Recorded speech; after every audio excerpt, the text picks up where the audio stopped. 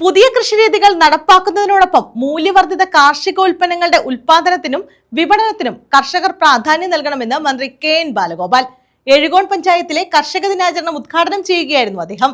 കേരളത്തിന്റെ സവിശേഷമായ കാലാവസ്ഥയും ഭൂപ്രകൃതിയും പ്രയോജനപ്പെടുത്താനാകണം.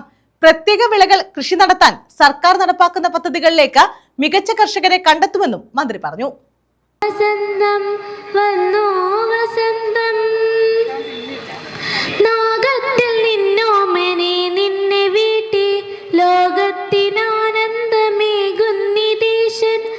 മൂല്യവർദ്ധിത ഉൽപ്പന്നങ്ങൾക്ക് വലിയ വിപണിയുണ്ട്.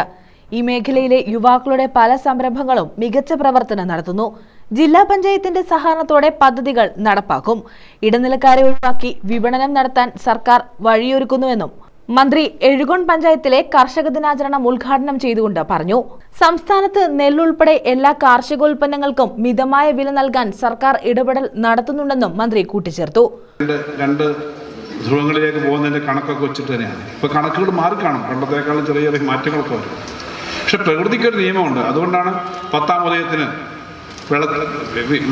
വിതച്ചാലുള്ള ഗുണം ആ പ്രകൃതിയുടെ ഒരു കണക്കാണ്.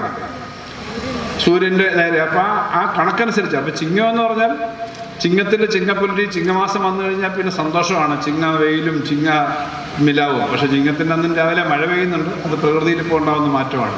പക്ഷെ എന്തായാലും ചിങ്ങം എന്ന് പറയുന്നത് പ്ലസൻ്റായ സന്തോഷകരമായ എല്ലാവർക്കും സന്തോഷം തോന്നുന്ന ഒരു കാലഗണനയിൽ തന്നെ ഒരു മാറ്റം വരുന്ന സമയമാണ്. കൃഷിക്ക് ഏറ്റവും നല്ലതാണ്. ഇനി വിളവെടുപ്പിൻ്റെ സമയം കൂടി നമുക്ക് ഇത്തരം പല കാര്യങ്ങൾ ചെയ്യാനുണ്ട്. ഇവിടെ നല്ല കർഷകരായി ആദരിക്കപ്പെടുന്നവർക്ക് എല്ലാവർക്കും അഭിവാദ്യം അർപ്പിക്കുന്നു. ചിങ്ങം 1-ന് പുതുവർഷ ആശംസകൾ എല്ലാവർക്കും നേർന്നുകൊണ്ട് എല്ലാവർക്കും നല്ല സന്തോഷകരമായ ഒരു വർഷം നമ്മുടെ അടുത്തൊരു വർഷക്കാലം ഉണ്ടാവട്ടെ. ജീവിതം കൂടുതൽ മെച്ചപ്പെടട്ടെ. കാർഷിക മേഖല കൂടുതൽ പുരോഗതി ഉണ്ടാവട്ടെ. സമാധാനവും സന്തോഷവും ഉണ്ടാവട്ടെ എന്ന് ആശംസിച്ചുകൊണ്ട് പഞ്ചായത്ത് പ്രസിഡന്റ് ബിജു എബ്രഹാം അധ്യക്ഷത വഹിച്ചു. വിത്തും വളവും സബ്സിഡിയും ഒക്കെ നൽകുന്നതിന് നമ്മുടെ ഗ്രാമപഞ്ചായത്ത് വിവിധ പദ്ധതികൾ തയ്യാറായിട്ടുണ്ട്. നിങ്ങളൊക്കെ ചെയ്തതുപോലെ പച്ചക്കറി കൃഷിയും പൂക്കൃഷിയും ബന്ദിപ്പൂവെല്ലാം കൃഷി ചെയ്യുന്നതിനും സബ്സിഡി എല്ലാം കൊടുക്കാൻ വേണ്ടി നമ്മുടെ ഗ്രാമപഞ്ചായത്ത് തയ്യാറായിട്ടുണ്ട്. ഞങ്ങളുടെ ഗ്രാമപഞ്ചായത്തിൽ സംസ്ഥാന സർക്കാരിന്റെ സഹായത്തോടെ കേരഗ്രാമ പദ്ധതി അതിന്റെ 3ാമത്തെ ഘട്ടത്തിലേക്ക് കടന്നുകൊണ്ടേയിരിക്കുകയാണ്.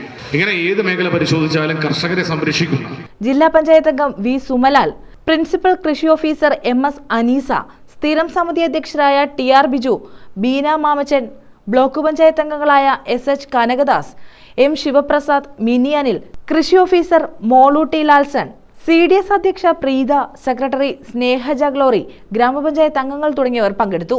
News bureau, Kundara.